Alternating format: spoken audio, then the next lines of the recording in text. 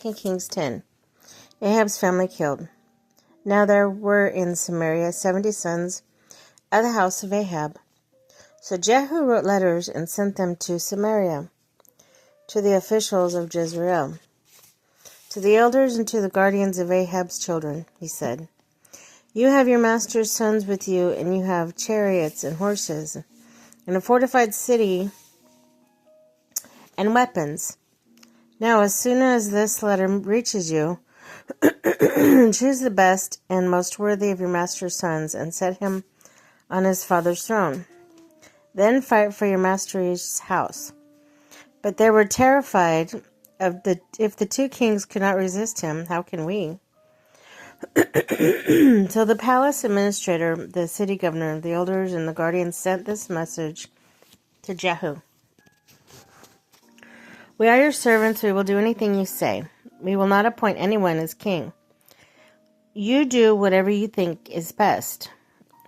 Then Jehu wrote them a second letter saying, "If you're on my side and will obey me, take the heads of your master's sons and come to me in Jezreel by this time tomorrow."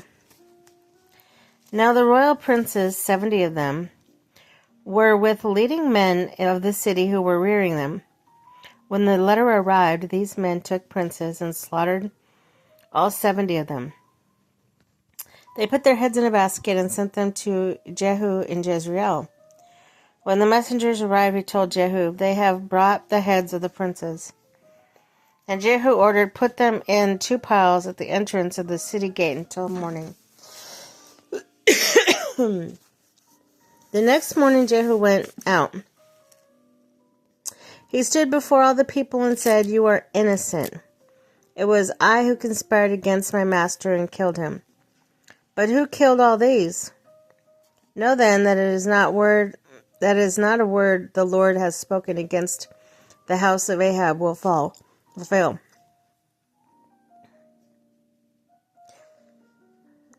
The Lord has done what he announced through his servant Elijah." So Jehu killed everyone in Jezreel who remained in the house of Ahab, as well as his chief men, his close friends, and his priests, leaving him no survivor. Jehu then set out and went toward Samaria. At Beth Eked of the shepherds, he met some relatives of Ahaziah, king of Judah, and asked, "Where are you?" They said, "We are relatives of Ahaziah, and we have come down to greet the families of the king and the queen mother." "Take them alive," he ordered. So they took them alive and slaughtered them by the well of Beth Eked, 42 of them. He left no survivor. After he left there, he came upon Jehonadab, son of Rechab, who was on his way to meet him. Jehu greeted him and said, "Are you in accord with me as I am with you?" "I am," Jehonadab answered. "If so," said Jehu, "give me your hand." So he did, and Jehu helped him up into the chariot. Jehu said, "Come with me and see my zeal for the Lord." Then he had him ride along in his chariot. When Jehu came to Samaria, he killed all who were left there of Ahab's family. He destroyed them. According to the word of the Lord spoken to Elijah, the servant of Baal killed. Then Jehu brought all the people together and said to them, "Ahab served Baal a little. Jehu will serve him much. Now summon all the prophets of Baal and his servants and all his priests, and see that no one is missing, because I am going to hold a great sacrifice for Baal. Anyone who fails to come will no longer live." But Jehu was acting deceptively in order to destroy the servants of Baal. Jehu said, "Call an assembly in the honor of Baal." So they proclaimed it. Then he sent word throughout Israel. All the servants of Baal came, not one stayed away. They crowded into the temple of Baal until it was full from one end to the other.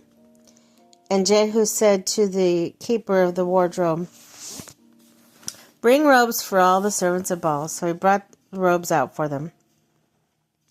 Then Jehu and Jehonadab, son of Rechab, went to the temple of Baal. Jehu said to the servants of Baal, Look around and see that no one who serves the Lord is here with you, only servants of Baal.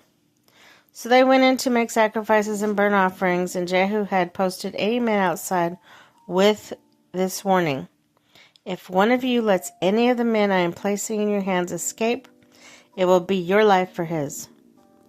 As soon as Jehu had finished making the burnt offering, he ordered the guards and officers, Go in, kill them. Let no one escape. So they cut them down with the sword.